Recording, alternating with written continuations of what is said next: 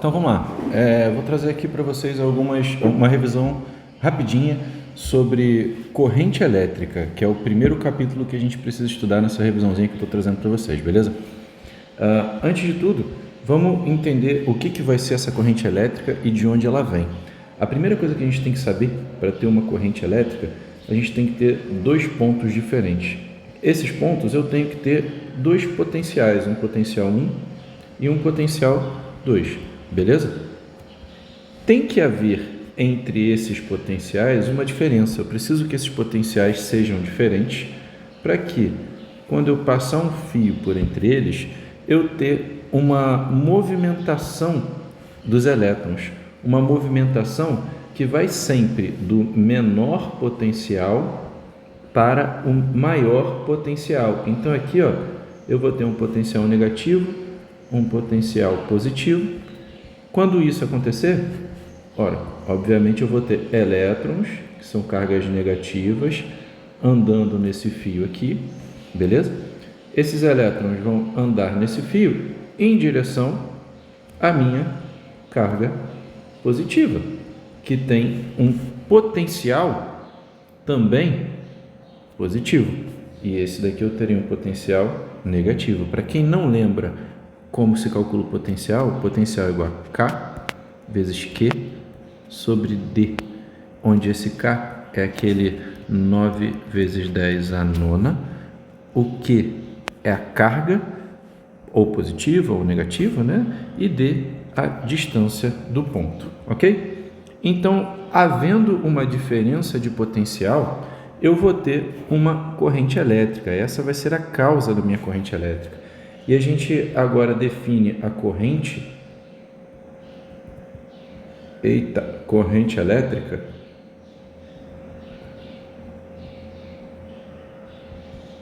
como sendo o movimento ordenado dos elétrons. Então, vou até escrever assim, movimento ordenado dos elétrons. Mas não se valendo só de elétrons, né? A gente tem que pensar não só nos elétrons, mas nos portadores de carga. Então, dois portadores de carga. Porque, como eu já falei para vocês, a gente pode ter correntes eletrônicas, como a gente também pode ter correntes iônicas, não é isso?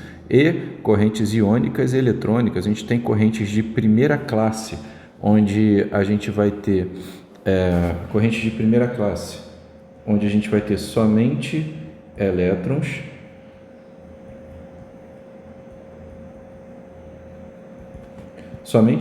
vão se mover, beleza? A gente tem correntes de segunda classe, onde a gente vai ter portadores. Então aqui, a minha corrente aqui é só com portadores de carga negativos. Uma de segunda classe, eu vou ter tanto portadores de carga positivo quanto portadores de carga negativo. E numa corrente de terceira classe, a gente vai ter também tanto portadores de carga positivos quanto negativos. E lembrando, que a de primeira classe eu tenho ela ocorrendo, por exemplo, num fio. Essa de segunda classe eu vou ter ocorrendo numa solução eletrolítica. Essa de terceira classe eu vou ter ela acontecendo num gás ionizado, beleza? Então, o que eu tenho? Eu tenho um fio condutor,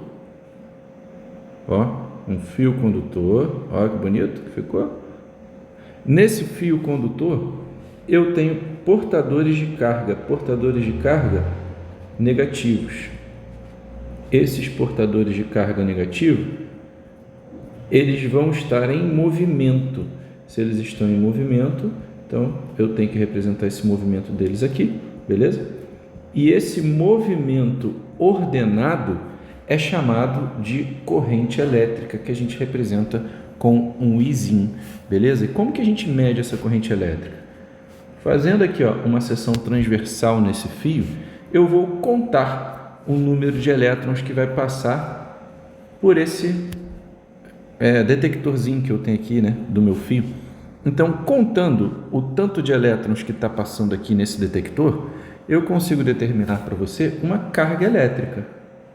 Uma carga elétrica aqui, porque lembra que Q é igual ao número de elétrons vezes a carga elementar, sendo essa carga elementar igual a 1,6 vezes 10 a menos 19 coulombs.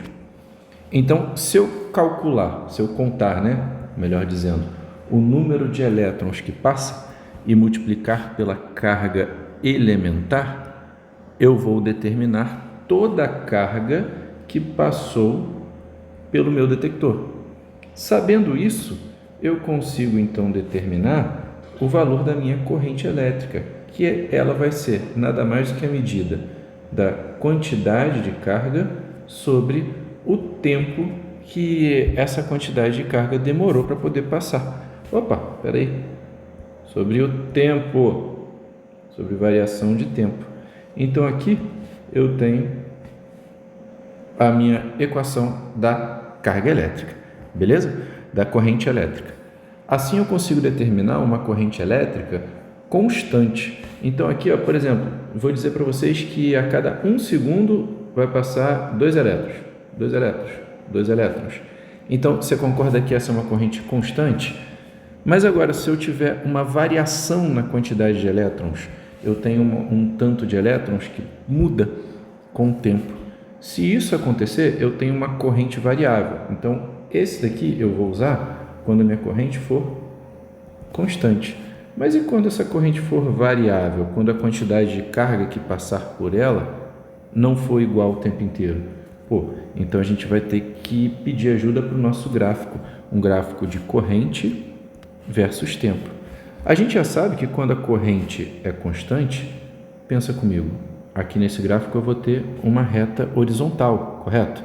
Nessa reta horizontal, por exemplo, se eu quiser saber a corrente que passou em 5 segundos, certo? A quantidade de carga, melhor dizendo, né? Se eu quiser saber a quantidade de carga que passou em 5 segundos, se eu tive uma corrente ali de 10 amperes. Ora, fica fácil de você saber, você vai fazer assim, ó, corrente igual a carga sobre intervalo de tempo. A corrente foi de 10 amperes, a carga que você quer saber sobre o tempo de 5. Então, você vai ter aqui, ó, que a carga que passou foi de 5 vezes 10, 50 coulombs.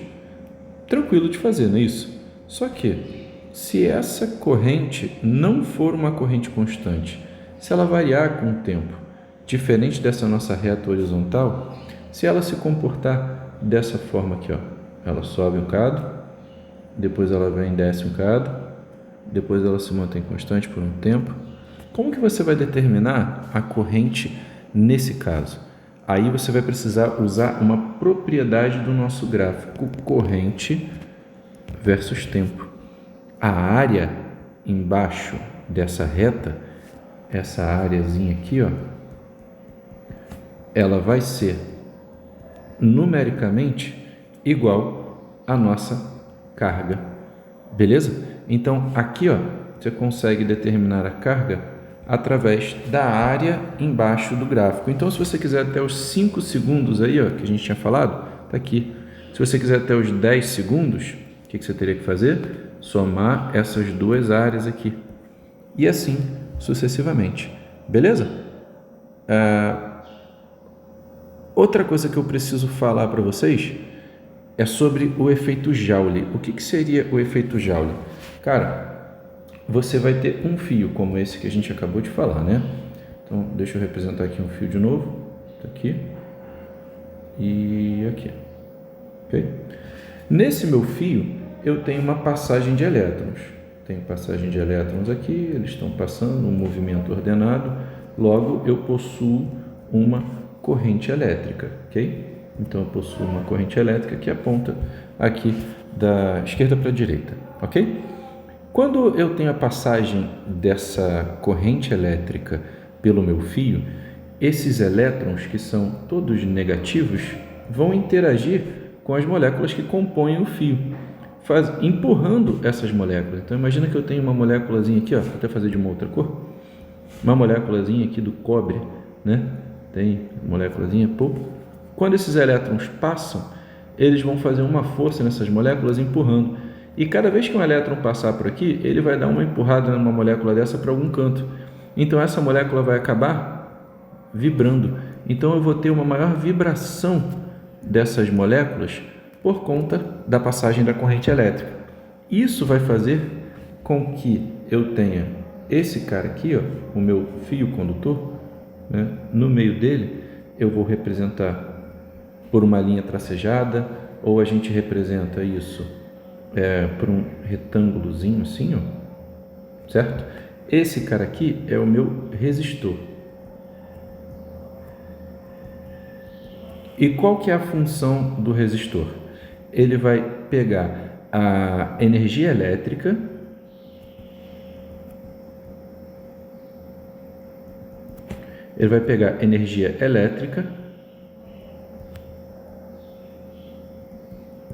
e vai transformar em energia térmica.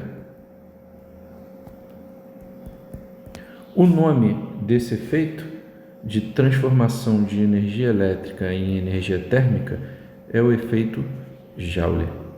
Beleza? Então o nosso resistor vai transformar energia elétrica em energia térmica por efeito Joule, ok? Então, beleza, gente. Esse daqui, ó, é um resumão do que vocês precisam saber para poder fazer a lista. Já tem uma lista lá, vocês vão começar a fazer essa lista agora, beleza? Então, obrigado, até daqui a pouco.